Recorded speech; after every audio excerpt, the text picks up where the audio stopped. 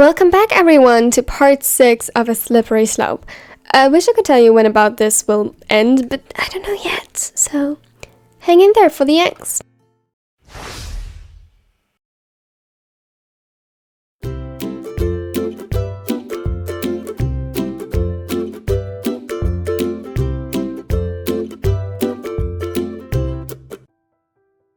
Taichi?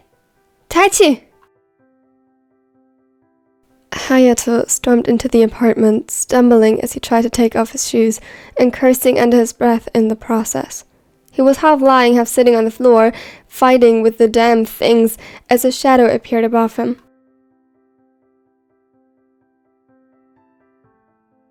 Relief flooded his system as he recognized his boyfriend, and he jumped, forgetting that in his hurry he only managed to get halfway out of the shoes and almost caused them both to fall.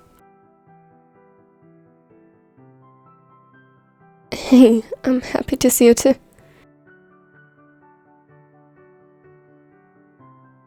You didn't answer your phone. I was worried. I'm fine. It's alright. See? Hayato begrudgingly let the toddler soothe him as he pulled his arms even tighter around his middle.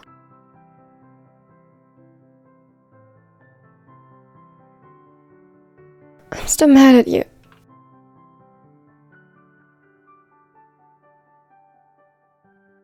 There was no heat behind his words, and he heard a chuckle resonate in Taichi's chest as he drew soothing circles over his back.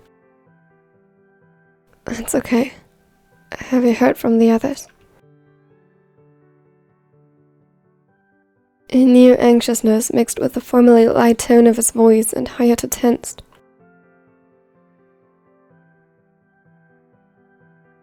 Kenjiro is still caught up in the hospital. It seems to be quite chaotic over there. He couldn't talk long.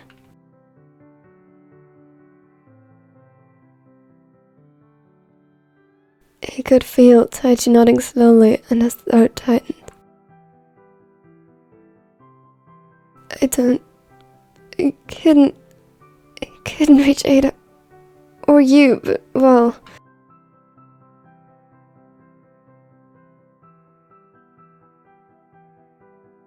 So, maybe he's fine too, right? Taichi took a deep breath, but it was shaky. Yeah, maybe.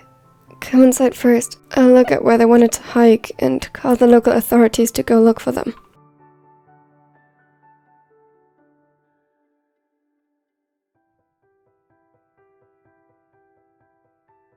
I had to go, but nodded and reluctantly let go of him. For a moment he still couldn't move. He knew this looked bad, had a feeling that the chances Semi could be unharmed were pretty slim, but he couldn't allow himself to consider the possibility that he was just out there, dead, that he might never be found.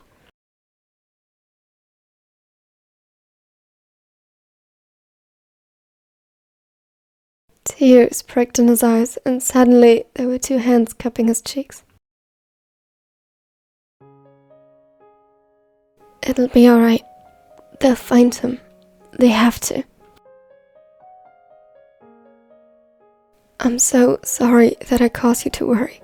Up until now, I was still under the table and my phone was out of reach. I was so deep in thoughts, I didn't even notice.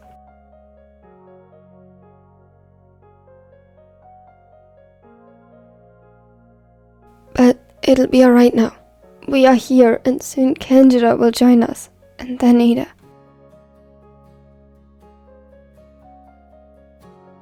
He wasn't sure if Taichi tried to convince him or himself, but he appreciated it nonetheless, and leaned into his touch as their foreheads connected.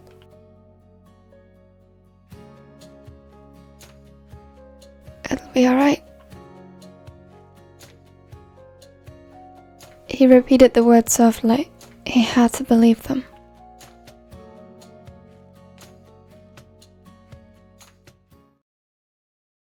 You don't get it, Tsumu. What do you mean I don't get it? My boyfriend is out there too, you know? Our former captain, or have you forgotten?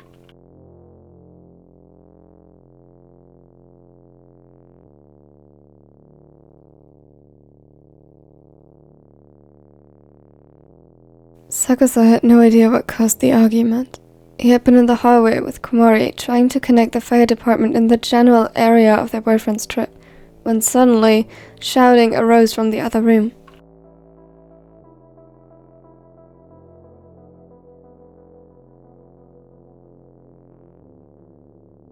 We fought.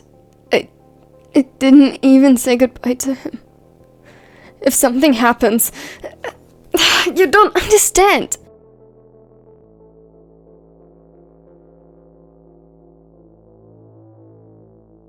Osamu clenched his fists to either side of his body, and Sakusa could feel his own throat tightening.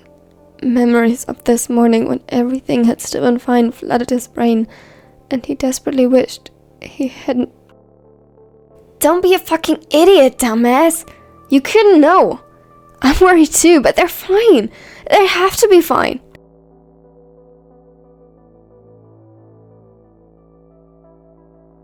A bitter scoff echoed from where Osamu was standing.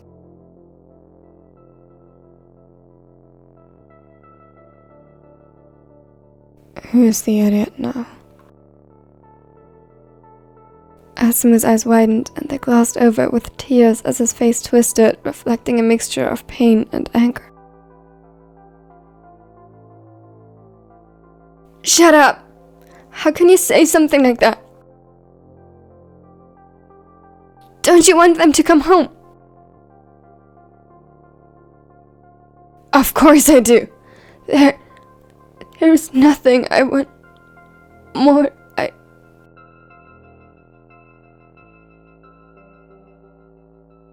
Then shut up.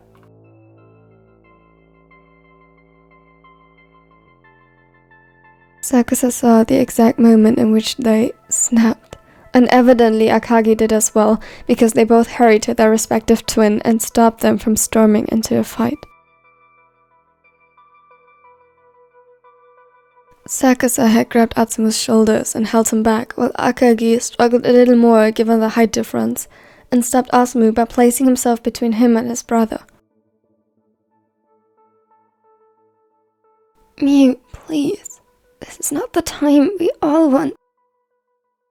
You were always such a pessimist! First you have given up on volleyball, and now your boyfriend!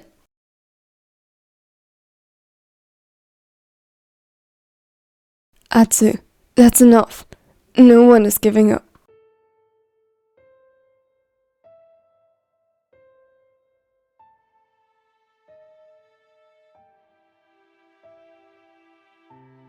Suddenly, all that could be heard was labored breathing from those who had previously screamed at each other with vigor. Osamu was, all things considered, eerily silent, while Sakusa could feel Atsumo calming down in his arms, shivering. His eyes were glued to the ground, and he tensed. Samu, I'm sorry,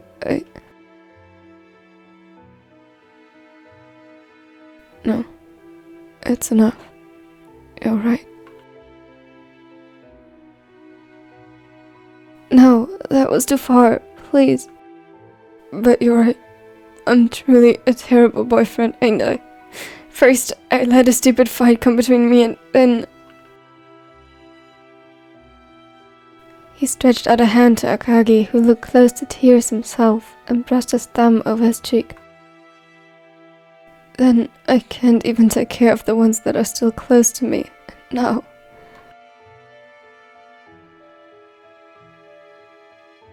He gulped, visibly fighting to stay strong. Akagi wouldn't let him continue on his tirade and quickly snuck his arms around his middle. Tsumo's right on one thing. Shut up.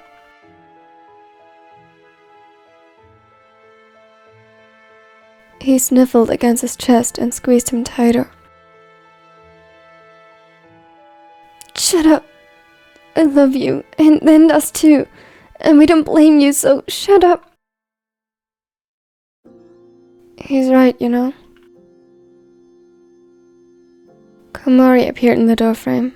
Sakusa knew the expression on his face well, had seen it a dozen times before when he wasn't kind to himself. A tired smile that didn't want to match his usual energy.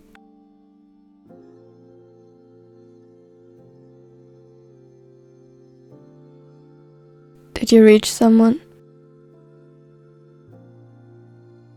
He nodded slowly. The fire department is pretty busy at the moment. Police and ambulance too, but they say to check the trail as soon as they have the resources. Considering the potential danger though, finding them has a high priority. They will keep us updated. That was more than they could have hoped for. Still, a tiny part of him had hoped they had been found already.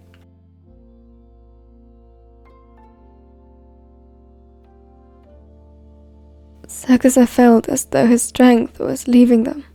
Luckily, Atsumu had long since refrained from trying to murder his brother, and so they just stood there for a moment as silence spread across the room. Great. That leaves only waiting. I hate waiting. Everyone nodded in agreement. Sakusa took in a deep breath. Alright, let's get comfortable. Everyone make sure to have your phones on hand in case of news. And someone make sure to keep an eye on any official warnings or statements. I'd suggest me and Samu get the futons. Looks like we will be here for a while. Again, a mumble of agreement passed through the group, and everyone set into motion.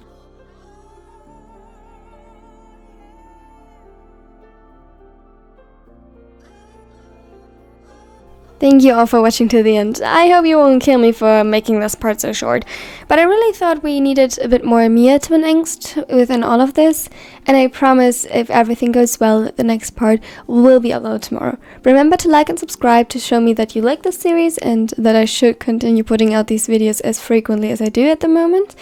And I hope you enjoyed this. Tell me in your comments what theories you have as to how the interest will develop. Special thanks to my nerdy Nekos, you are amazing. Oh, also tell me your favorite quote under the pinned comment. Check out my other social media if you like, and more videos in the end card. Bye, have a wonderful day. Step 1, wake up early, gonna rise with the sun. Step 2, get some good, some food in you. Step 3, think real hard about what you wanna be. Step 4, everybody just do your thing. Wake up, today's gonna be a good day. Wake up, today's gonna be a good day.